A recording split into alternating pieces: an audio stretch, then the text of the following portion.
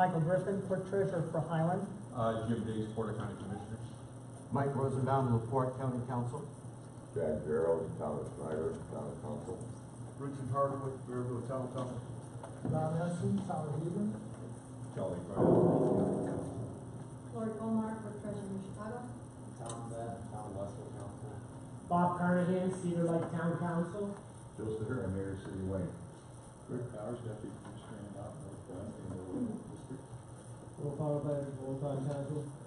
Steve Kramer, Better Town Council. Kyle Allen, Lake County Commission. Andrew Harris, Town Point Council. Jane Jordan, Clerk Treasurer Burns Harbor. Aaron Thorne, NIRPC staff. Chris Anderson, Lake Station Mayor. Dave Schaefer, Clerk Treasurer for the Town of Munster. Jim Beatrice, City Council at Large, Michigan City. Tyler Garrett, Marietta.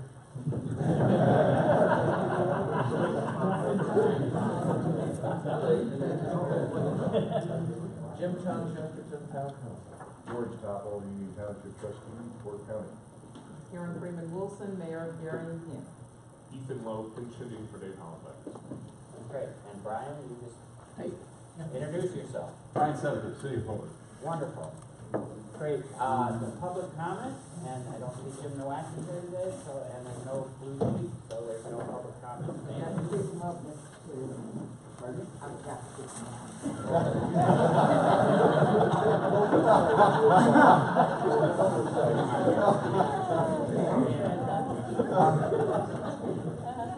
So next, we have new appointments to certify. There's a total of 5 new and reappointments. They're all on proper form. So those that are new, welcome to the commission, and those that are being reappointed, welcome back.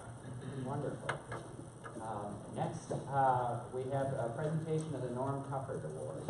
Hi, and I've spoken to Michael, who's going to help. As most of you know, we have an award that is given from time to time called the Norm Tufford Award. Norm Tufford was the very first executive director of NIRPC. This award was established during John Swanson's time as executive director. And just to go back to the purpose of the award, it was established in 2011 to recognize commissioners and staff of the Northwestern Indiana Regional Planning Commission who have demonstrated outstanding leadership and service to the region. And it's been a wonderful thing to be able to present this from time to time. It helps remind us all why we're here and to think about things that are bigger than us. And some of the recipients of this award are right here in this room. Dave Schaefer is a previous recipient. Roosevelt Allen has been a previous recipient. So I'm very pleased to present the award today, posthumously though, to Paul Jellery, who was NIRPC chair in 1992, served on the commission from 1989 to 1992. I did not have the privilege of knowing Mr. Dougherty, but he served 12 years as the clerk treasurer of Highland, was town trustee for 8 years in Highland, town president for 4 years. As I mentioned, service at NIRPC, a huge amount of public service and organizations that he was involved in contributing to the betterment of Northwest Indiana. And he's also a recipient of the Sagamore and Wabash. So everything I've heard, everybody I've talked to just has sung Paul's praises about his dedication to the region and his love for all things in Northwest Indiana. So I'm really pleased to have Paul's kids here today. They can introduce themselves as I call them up later when they get an opportunity to speak. Pete, you probably have seen around because he often has a camera in front of him. Pete's photographs are what are displayed in the Dune conference room right over here in this building, so you can go and see his work. And he's had an exhibition right in this area of space here before.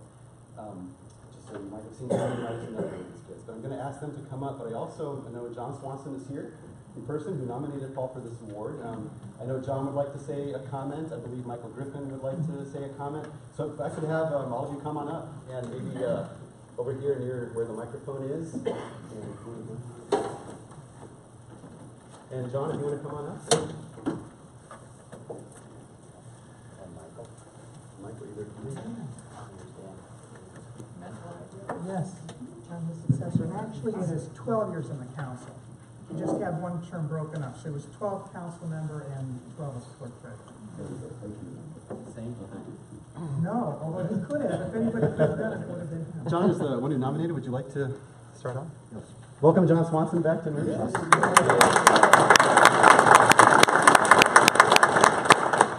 Well, thank you for this opportunity to appear before you this morning to speak on behalf of this year's Tufford awardee.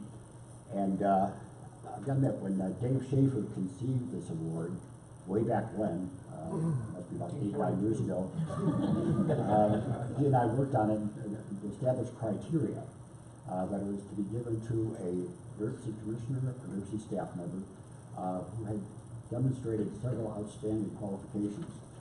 First of which was a record of service to the commission in a very dedicated, committed manner. And secondly, a record of outstanding service in his or her community or the region. And boy, I think Paul Doherty met those criteria big time. I first met Paul when I came to NIRPC staff in 2004.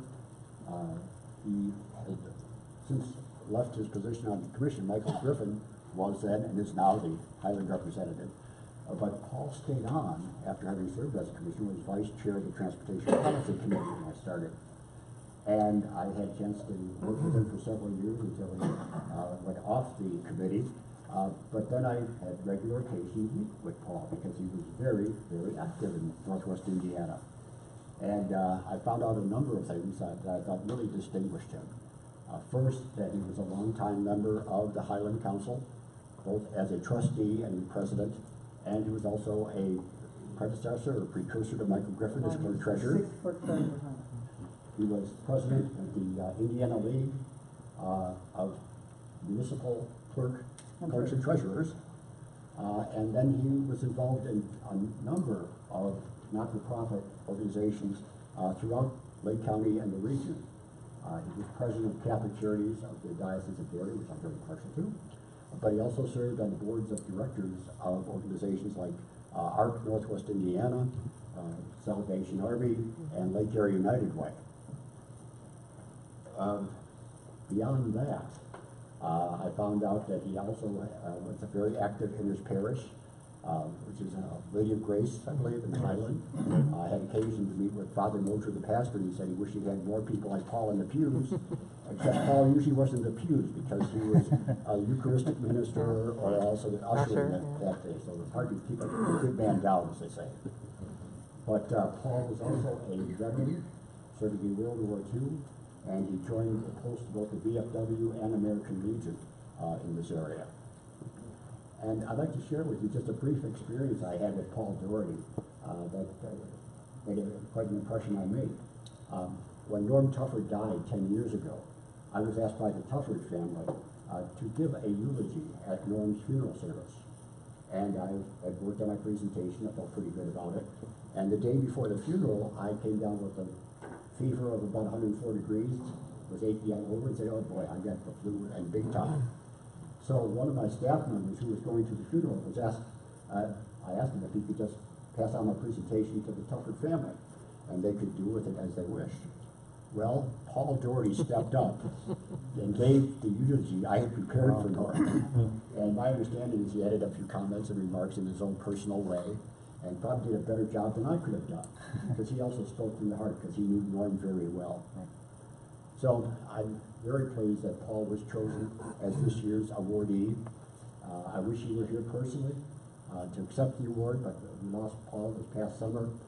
But I think we have a lot to be appreciative of for his outstanding service, and certainly made for a better Highland, a better Northwest Indiana, and a better world. So thank God for people like Paul Doherty. Thank you.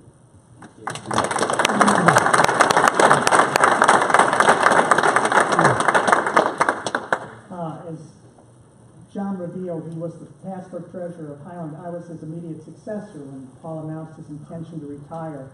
I took a leave of absence, then working for Congressman Misklowski to succeed him, and I've been trying to build on his good work ever since. I said that I remember two clerk treasurers as I was growing up in Highland, Irene Ketchum and Paul Doherty. And I also remembered him as a member of the council. And I felt like I had very big shoes to fill. I still feel like I'm doing that every day. It was Thomas Campbell, who was a Scottish Presbyterian clergyman, who once enunciated that to live on in the hearts we leave behind is not to die. I take comfort in that, because I think about Paul often. I think about the legacy he left and the good work he did. Sometimes I'll come across some of his written notes in a file that I didn't get to, and I've been there nearly 27 years, so you can see I didn't get to the filing like I should have. But he is memorable, and his shadow is long, and his impact has been great. He's had his hand in the development of nearly our entire park system, along with other council members, but he was part of the group that helped build Highland. He has his home, a modest home. I never knew how that large family ever could fit in that house because it was so modest, but it was in the original 5 square miles of what is now 7 square miles of Highland. And his imprint is there.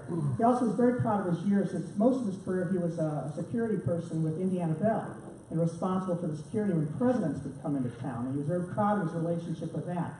And I always thought his comportment was excellent. He always had great posture. That must have been the military part of him. But I want to tell you that his goodness is exhibited in many ways. All the ways that John had shared with you in terms of the boards and commissions he served in. I got to sit next to him nearly every Veterans Day. After he had retired as clerk treasurer, he still was asked to come back by the Guards of the American Revolution at our Highway of Flags monument and offer a speech as a veteran. And I was always asked as the clerk treasurer. We got to sit next to each other. And over time, we got to be encouragers of each other. And I would sit down after I would be done and say, "How did I do?" And he'd say, "That's fine." And it took him a little while. It was probably about 7 years. And he finally said, "How did I do?" And I never thought he'd ask me. And I was so proud. I said, "He was great, Paul." Because, being able to say it, and it took me a while to call him Paul, frankly. I'm a little awkward saying that now.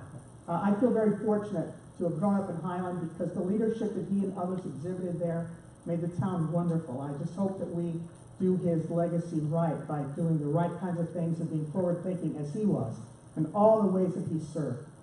It was Peter Marshall, who was not the game show host. He was the late chaplain of the United States Senate.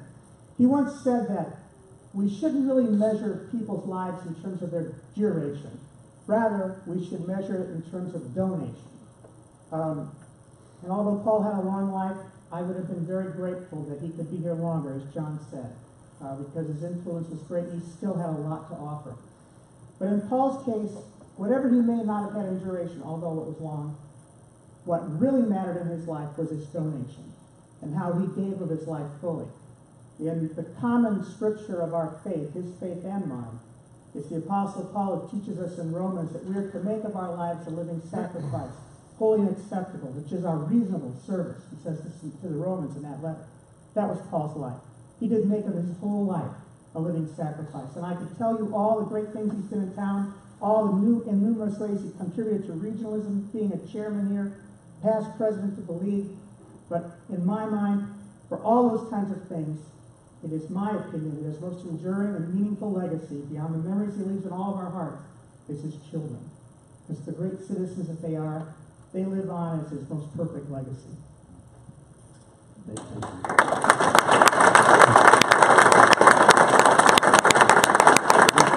Let me pass on the award and officially, and then if you would like to, or as many as you would well, to introduce yourselves and make their comments. So congratulations on that. Thank you so much. Thank you.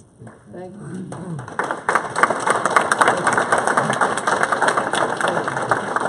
you.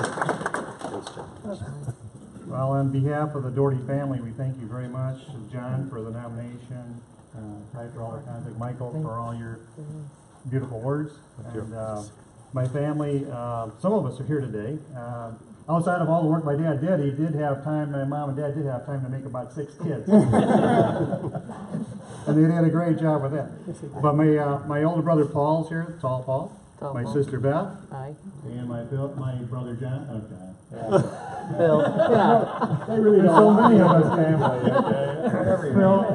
Yeah, whoever you are. And my brother-in-law's here. Rick is Beth's husband. So it's great to be here. I think that the words that you heard today are just beautiful. Dad was one of a kind. I think the priorities in his life were basically his family, faith, friends, and community, and he really lived that throughout his lifetime. We moved to Highland in 1962, and he ran for town trustee, I think, right away in 1963 and won. And ever since then, he's been involved with civic and community relations. He's been a leader in those respects. And throughout his 25, well, how many years at Illinois Bell? 35? 35 years with Illinois Bell. Probably a number of years with the town of Highland. And then at the age of 70, he went to work at Sandridge Bank as a vice president. So a life well lived, and we appreciate everything he did. And I think my brother Paul's here today. He might want to say a few words too. Here. I might. No, thank you. There's really not much more I can add, but I think this is a tremendous honor for our father. He would probably say, I don't know why I deserve this, but that is how he was. But his core belief was to serve. And that's illustrated by, we moved into Highland in '62, and immediately he's on the town council. And his real purpose and drive was to serve. And when you get right down underneath it, he would, if you really got into what drove him, was some personal beliefs that it was his need to feed the hungry, clothe the naked, visit the sick, and bury the dead. Now that's very, very basic, but if you look at what he's contributed to and the organizations he's been a member of and a leader of, these were service organizations, but St. Margaret's Hospital, Board of Directors, Salvation Army, feeding, Greater Hammond Community Service, Food Bank. You can go down the list and you see what has actually driven his participation on which organizations. So that's really, this is a nice tribute, great tribute to his principles in life, and you can see it in the organizations that he has participated in. So with great prejudice, we thank you, and I'm sure he would be very thankful too. Yes. Thank you. Thank you. Thank you.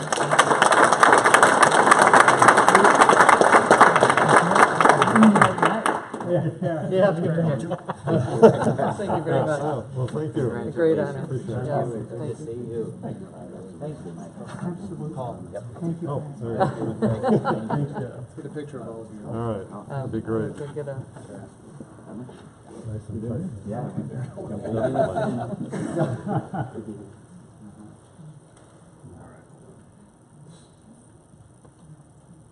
Pete, maybe you should take the picture. Yeah. There we go. One more. Thank you. Thank All right, you. thank you.